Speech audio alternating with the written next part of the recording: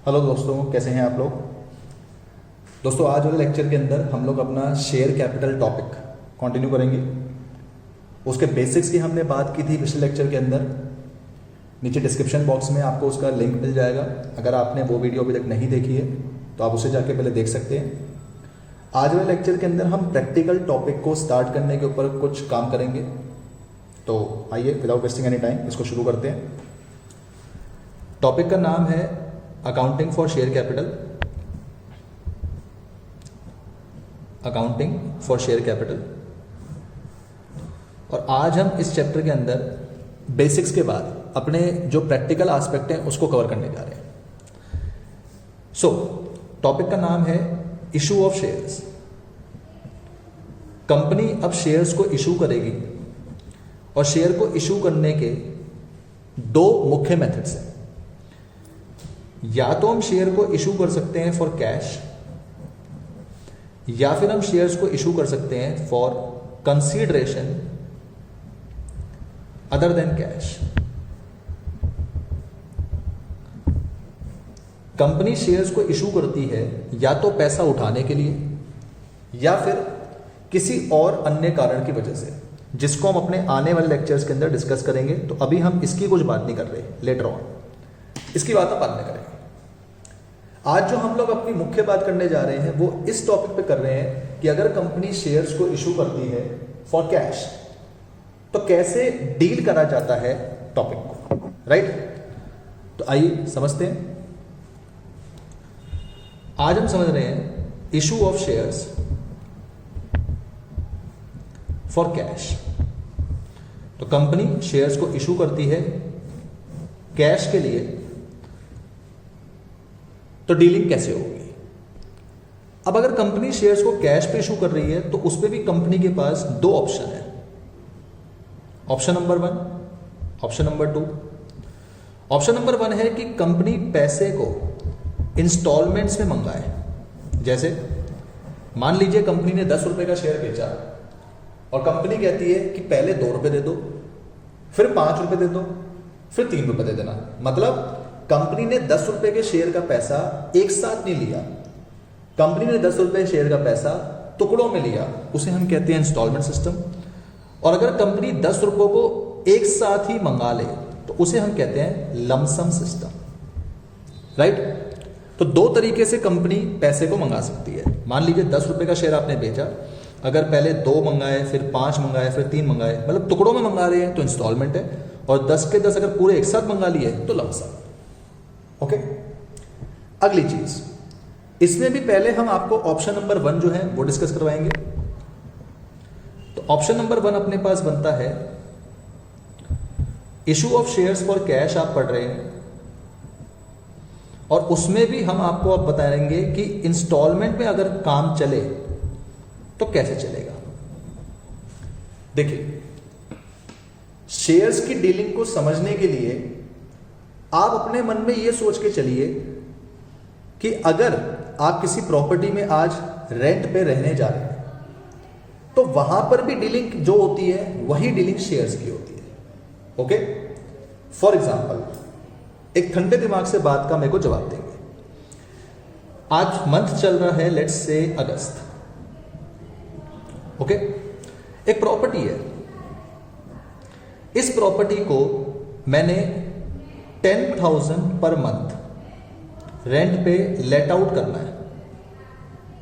अगर आप थोड़ा सा दिमाग चलाएं और सोच के मुझे बताएं, मैं इस प्रॉपर्टी को 10,000 पर मंथ पे लेट आउट कर रहा हूं। एक किराएदार मेरे पे आता है और कहता है, अंकित जी मुझे ये प्रॉपर्टी पसंद है, मेरे को रहना है और मैं सितंबर से यहां पे मूव ऑन कर लूंगा। तो आप मुझे बताइए, फर्स्ट मंथ का जो रेंट होता है, सितंबर का जो रेंट होता है, मैं इस आदमी से क्या कहूंगा? मैं कहूंगा भाई साहब आप अपने फर्स्ट मंथ का रेंट मुझे एडवांस दो। ठंडे दिमाग से मेरी बात को समझिए। मैं इससे फर्स्ट मंथ का रेंट नहीं भी मांगू तब भी मुझे ये सितंबर का रेंट हाथ में पकड़ा के जाएगा और बोलेगा कि आप ये प्रॉपर्टी किसी को मत देना, क्योंकि सितंबर से यहां पे मैं रहने आ रहा हूं। अगर आप मेरी बात को समझिए, तो जनाब मैंने कभी सितंबर का रेंट इससे मांगा ही नहीं, इसने खुद ब खुद मुझे ये पैसा सितंबर का दे दिया होगा। क्यों दिया होगा? क्योंकि ये जानता है कि अगर मुझे ये पैसा नहीं देगा तो ये पॉसिबिलिटी है कि मैं ये प्रॉपर्टी किसी और को किराए पे दे दूं। यानी जो पहली इंस्टॉलमेंट होती है, यानी कि जो पहला रेंट होता है, वो हमेशा मिल जाता है, वो हमेशा मिल जाता है, अपने आप ही मिल जाता है, मांगना भी नहीं पड़ता। क्योंकि सामने वाले बंदे के दिमाग में ये डर रहता है कि जनाब अगर मैंने इसको पे नहीं करा तो ये किसी और को दे सकता है। लेकिन अब आप मुझे बताइए, सितंबर का महीना भाई रह लिया, अक्टूबर का मंथ आया, क्या आपको लगता है कि अक्टूबर के महीने में ये आपको खुद ब खुद रेंट दे देगा? इतना शरीफ कोई नहीं है। अक्टूबर के महीने और ऑनवर्ड्स, यानी कि अक्टूबर से आगे, अब हर महीने आपने इसको दस्तक देनी पड़ेगी और बोलना पड़ेगा भाई तेरा रेंट ड्यू है, ला रेंट दे। ये रेंट देगा, हम चले जाएंगे, अगले महीने आएंगे, फिर कहेंगे रेंट दो, फिर हम चले जाएंगे, फिर अगले महीने आएंगे, फिर रेंट मांगेंगे। इसका मतलब पहला इंस्टॉलमेंट छोड़ के जितनी भी सेकंड इंस्टॉलमेंट एंड फर्दर है, सब में मांगा जाता है, सब में मांगा जाता है और उसके बाद मिलता है। पहले मांगा जाता है, उसके बाद आपका ये मिलता है। मैं ऐसे क्यों बोल रहा हूं? क्योंकि पहली इंस्टॉलमेंट कभी मांगी नहीं जाती, वो खुद ब खुद मिल जाती है। बट पहले रेंट के बाद हर बार आपकी जो भी इंस्टॉलमेंट होती है वो आपने सामने वाले पर्सन से मांगनी पड़ती है और फिर आपको पैसा मिलता है। अगर आप मेरी बात को समझ पा रहे हैं तो मैं यहां पे एक बात लिखूंगा, हर इंस्टॉलमेंट की 2 एंट्रीज होनी चाहिए। हर इंस्टॉलमेंट की 2 एंट्रीज होनी चाहिए। कैसे? जनाब एक एंट्री होनी चाहिए पैसा मिलने की और एक एंट्री होनी चाहिए पैसा मांगने की। अब इंस्टॉलमेंट तो 2 रूप से ही बनेगी ना, एक बार पैसा मांगा जाएगा, एक बार पैसा मिला जाएगा। तो हर इंस्टॉलमेंट की 2 एंट्री होनी चाहिए, एक पैसा मिलने की, एक पैसा मांगने की। मिलने वाली एंट्री को मैं आज के बाद जब भी बोलूंगा मैं कहूंगा रिसीव्ड की एंट्री है। मांगने वाली एंट्री को मैं आज के बाद जब भी बोलूंगा मैं कहूंगा ड्यू की एंट्री है। राइट? ये सिर्फ मैंने नेम कर दिया है, लिख दिया है मैंने। अब अगली चीज ध्यान दीजिएगा, मान लीजिए 3 इंस्टॉलमेंट है, तो मैंने आपको समझाया जनाब हर इंस्टॉलमेंट की 2 एंट्री होनी है। तो मेरी बात को समझिए, जो पहली इंस्टॉलमेंट है वो कभी मांगी नहीं जाती, अपने आप मिल जाती है। तो पहली इंस्टॉलमेंट की फर्स्ट एंट्री होगी रिसीव की, क्योंकि अपने आप मिल जाती है। और मिलने के बाद मैं इसको ड्यू कर देता हूं, मतलब मिलने के बाद मैं ये शो कर देता हूं कि मैंने मांगा भी होगा। समझने वाली बात ये है। फर्स्ट इंस्टॉलमेंट याद कीजिए, सितंबर में बंदा रहने आ रहा है तो हम कभी सितंबर का रेंट उससे मांगते नहीं है, वो खुद ब खुद दे देता है।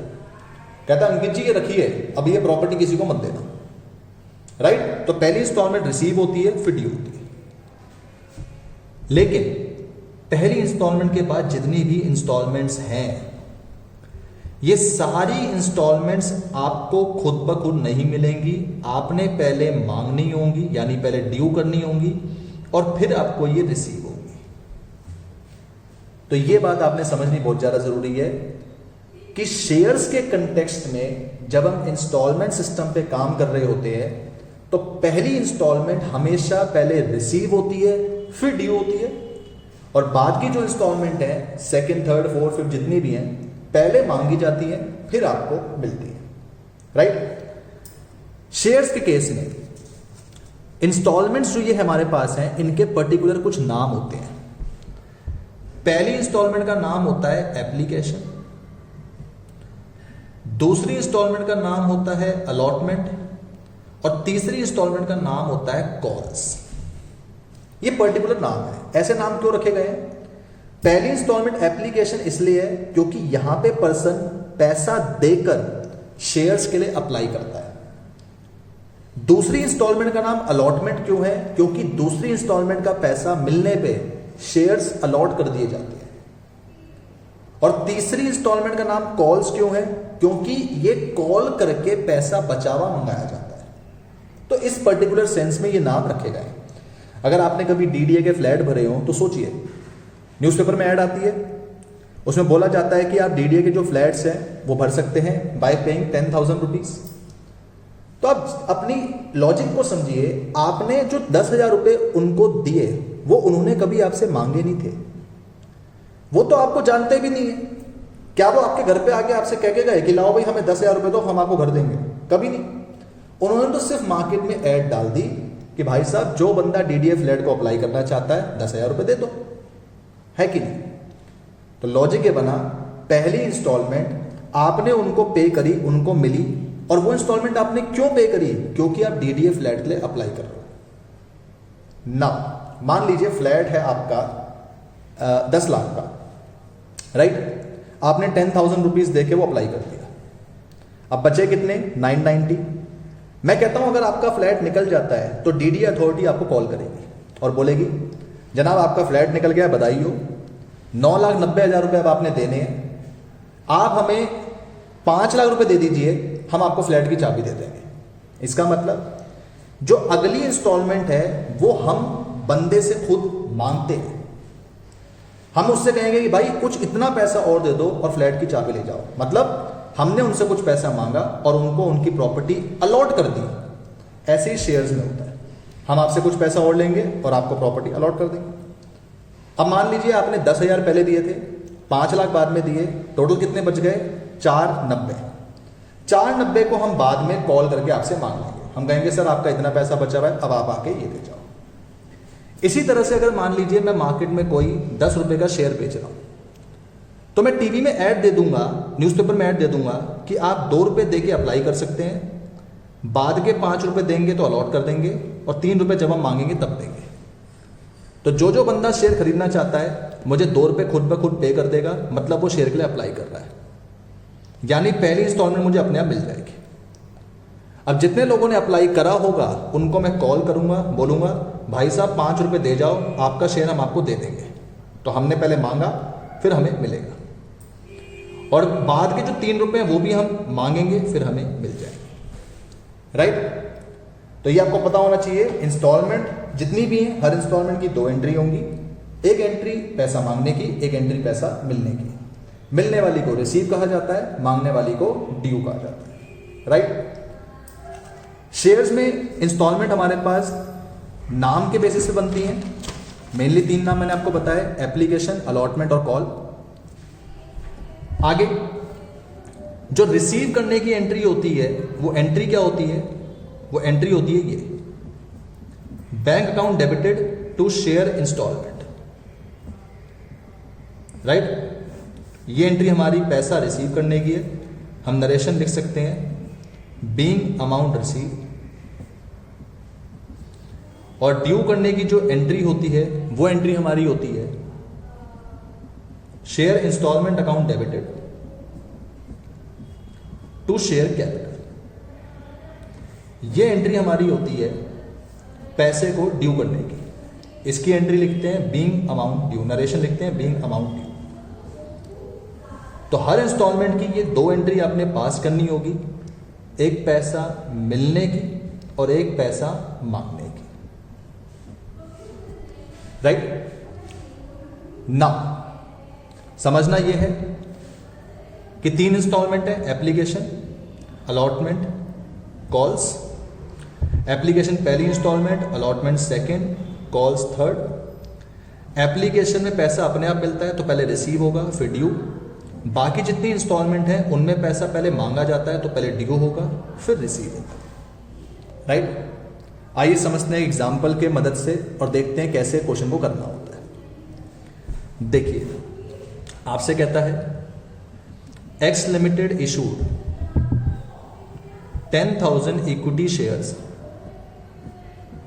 of ₹10 each payable as follows. Payable as follows. Application 2 रुपए, अलॉटमेंट 5 रुपये, कॉल बैलेंस। ऑब्वियस सी बात है, अगर 10 रुपये का शेयर है, 2, 5, 7 हो गए तो ये कितना होगा? 3। नीचे आपसे बोल दिया all the shares were completely subscribed and amount duly received. जनाब सारे शेयर्स कंप्लीटली सब्सक्राइब हो गए, अमाउंट भी मिल गई। क्वेश्चन कहता है जर्नलाइज करो। तो अपने मन में सबसे पहले तो ये पूछो कि अगर इस क्वेश्चन में 3 इंस्टॉलमेंट हैं तो एंट्री कितनी होंगी? 6 एंट्री कैसे? हर इंस्टॉलमेंट की 2 एंट्री, मांगने की मिलने की।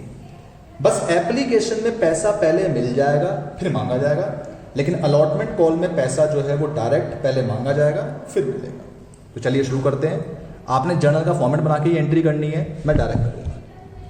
पहले एप्लीकेशन की एंट्री लिखेंगे बैंक टू शेयर एप्लीकेशन। ऐसा क्यों?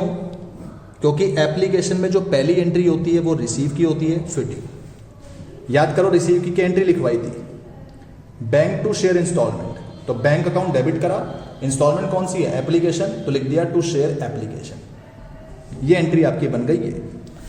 नरेशन लिखेंगे being application money received. Amount दिखाएंगे कैसे? 10,000 शेयर्स हैं, उन पे एप्लीकेशन के 2 रुपए मिले, यानी टोटल पैसा कितना मिला? 20,000। बताइए क्या बात क्लियर हुई? जनाब हम 10,000 शेयर मार्केट में इशू कर रहे हैं, 2 रुपए हमें एप्लीकेशन के मिले, तो कितने रुपए मिले होंगे? 20,000। अब एप्लीकेशन की दूसरी entry, share application to share capital, जो कि एंट्री है ड्यू की। लिखेंगे बीइंग एप्लीकेशन मनी ड्यू, ये भी 10,000 पे 2 रुपए के मुताबिक 20,000। याद कीजिए ड्यू वाली एंट्री आपको क्या लिखवाई थी?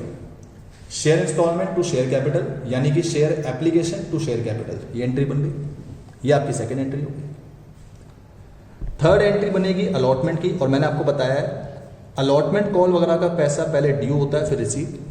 तो अलॉटमेंट की एंट्री बनाई है share allotment to share capital.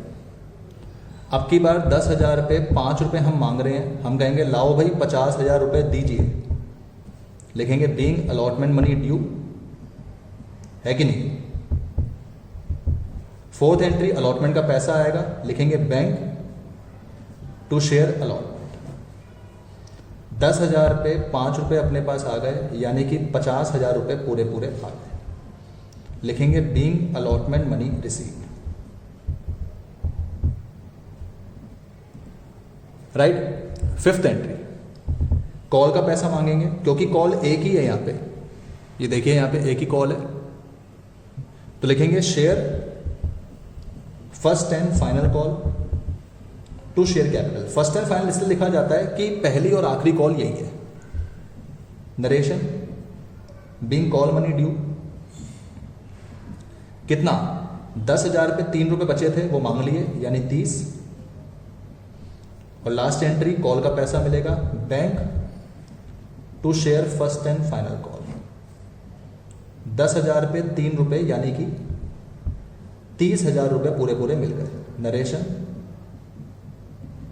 Being call money received, being call money received. अगर आप ध्यान दें, थोड़ा समझें, एप्लीकेशन में पहले एंट्री रिसीव की फिर ड्यू, अलॉटमेंट में पहले एंट्री ड्यू फिर रिसीव, यहां पर भी पहले ड्यू फिर रिसीव, जैसा कि मैंने आपको बताया था। तो इस तरीके से बड़े सिंपल तरीके से आपने जर्नल एंट्रीज पास करनी यहाँ पे होती है। इंस्टॉलमेंट 3 है तो एंट्री 6 पास होंगी। बस ये आपने ध्यान रखना है कि जो पहली इंस्टॉलमेंट होती है उसमें पैसा पहले मिलता है फिर ड्यू होता है। बाकी सारी इंस्टॉलमेंट्स में पैसा पहले ड्यू होगा और फिर आपको पैसा मिलेगा। ठीक है, आइए कुछ बात और आपको समझाऊं। देखिए हमारे क्वेश्चन में कह रहा था कि 10,000 शेयर इशू करे 10 रुपए के, जो कि इस कदर पेबल है, इंस्टॉलमेंट में पेबल है। कह रहे सारे के सारे शेयर सब्सक्राइब हो गए। मान लीजिए अगर यहां पे ये लिखा होता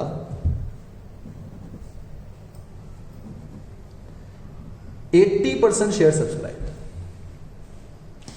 इसका मतलब 10,000 शेयर इशू तो करे हैं पर बिके सिर्फ कितने हैं? 80%। 80% यानी कितने शेयर? 8,000 शेयर आपके बिके, तो आप मुझे बताइए जब शेयर बिके ही 8,000 तो मेरे को सारी एंट्री कितने शेयर पे पास करनी पड़ेगी? 8,000 शेयर पे। जनाब 10,000 शेयर तो कभी बिके ही नहीं, तो मैं 10,000 पे ना तो पैसा मांगूंगा ना पैसा मुझे मिलेगा। जब शेयर बिके ही 8,000 तो पैसा मिलेगा भी 8,000 पे, मांगूंगा भी 8,000 पे। उस केस में आपकी सारी एंट्री कुछ ऐसे होती। पहली एंट्री बनती 8,000 इंटू 2 यानी कि 16,000 रुपये। मैं इसको काट नहीं रहा 20,000 को, क्योंकि पहला क्वेश्चन हमने वैसे किया। अगली एंट्री भी बनती 16,000 रुपये। थर्ड बनती 8,000 इंटू 5 यानी कि 40 पे, ये भी 40 पे। और जो आपकी 5th 6th एंट्री बनती वो बनती 8,000 इंटू 3 24 पे और 24 पे, 24 पे और 24 पे। ये जो दोस्तों मैंने आपको कंसेप्ट समझाया कि अगर शेयर कम बिके होते, इस कंसेप्ट का नाम है अंडर सब्सक्रिप्शन। तो आपने 2 एग्जाम्पल पढ़े हैं, एक आपने पढ़ा है फुल सब्सक्रिप्शन, एक आपने पढ़ा है अंडर सब्सक्रिप्शन। फुल सब्सक्रिप्शन का मतलब जितने इशू करे उतने के उतने बिक गए, और अंडर सब्सक्रिप्शन का मतलब जितने इशू करे उससे कम बिके। राइट? यहां पे मैं आपको कंपनीज एक्ट का एक रूल भी बता दूं। देखिए एग्जाम्पल करते वक्त तो हमें कोई ऐसा रूल का वो खास ध्यान नहीं रखना, ओके? लेकिन कंपनीज एक्ट का एक रूल है। कंपनीज एक्ट का रूल ये है कि कम से कम 90% शेयर सब्सक्राइब हो जाने चाहिए, सिर्फ तभी आप शेयर को आगे इशू कर पाओगे, सिर्फ तभी आप शेयर को आगे अलॉट कर पाओगे। इसका मतलब अगर मैं थ्योरेटिकल पॉइंट ऑफ व्यू से आपको बताऊं, मैंने 10,000 शेयर इशू करे हैं और हमारे सब्सक्राइब सिर्फ और सिर्फ यहां पे 80% हुए हैं, तो ये वैलिड नहीं कहलाएगा। क्योंकि कंपनीज एक्ट का कानून है कि कम से कम 90% बिक जाना चाहिए। अगर कम से कम 90% नहीं बिकता तो मैं आगे मूव नहीं कर सकता। ये कंपनीज एक्ट का कानून है। पर क्योंकि मेरे को प्रैक्टिकल क्वेश्चन समझाना था, इसलिए मैंने आपको इस तरह से क्वेश्चन करके दिखाया। ओके? पेपर में भी कभी ऐसे क्वेश्चन आता है, आप करके दिखाएंगे। ये जस्ट मैं आपके नॉलेज पॉइंट ऑफ व्यू से आपको बता रहा हूं कि मिनिमम सब्सक्रिप्शन 90% होता है, जो कि आपने अपनी 11th क्लास के अंदर भी टर्म पढ़ा होगा। मिनिमम सब्सक्रिप्शन कितना होता है? एटलीस्ट 90%, कम से कम 90% बिक जाना चाहिए। राइट? अगर थ्योरी में आपसे पूछ लिया जाए कि हम 10,000 शेयर इशू कर रहे हैं लेकिन सब्सक्राइब से 8,000 हुआ, तो देखिए बात बड़ी सिंपल सी है। क्या लिखेंगे आप? This is not a valid subscription, हम शेयर इशू नहीं कर सकते, because as per companies act minimum subscription is 90%। Right? वो आपने थ्योरी में अगर 1 मार्क का कोई क्वेश्चन आता है उसमें लिखना है, पर अगर प्रैक्टिकल में कोई 6 मार्क्स 8 मार्क का क्वेश्चन आता है तो आप उसको इसी तरह से करेंगे। ओके? ये बात थी हमारे इंस्टॉलमेंट सिस्टम की कि अगर इंस्टॉलमेंट में पैसा आता है तो इस कदर मांगते हैं। लेकिन अच्छा, एक बच्चे ने डाउट पूछा है कि सर अगर हम शेयर को कैश पे इशू कर रहे हैं तो हम डीलिंग बैंक से क्यों कर रहे हैं? देखिए दोस्तों, कंपनी के अंदर क्या होता है कि हम कैश में डीलिंग ना करके सारी डीलिंग बैंक से करते हैं।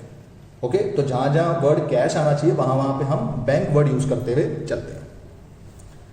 अच्छा, अब बात करते हैं अपनी इंस्टॉलमेंट सिस्टम के लिए। मैंने आपसे कहा था इशू ऑफ शेयर्स, हम बात कैश की कर रहे हैं, लेकिन अगर लमसम सिस्टम हो, अच्छा मुझे बताइए, जैसे हर इंस्टॉलमेंट की 2 एंट्रीज होती है, तो उस प्रकार से लमसम का मतलब है कि सारा पैसा एक साथ मिल गया। तो लमसम का मतलब मैं ये भी तो कह सकता हूं कि ये 1 इंस्टॉलमेंट है कि नहीं? और क्योंकि फिर से 1 इंस्टॉलमेंट है, 2 एंट्री होंगी। 2 एंट्री किसकी? एक रिसीव की, एक ड्यू की। और मैं आपको फिर बता दूं कि पहली एंट्री रिसीव की होगी, सेकेंड एंट्री ड्यू की होगी। रीजन? क्योंकि है तो एक ही इंस्टॉलमेंट और यही तो पहली इंस्टॉलमेंट है।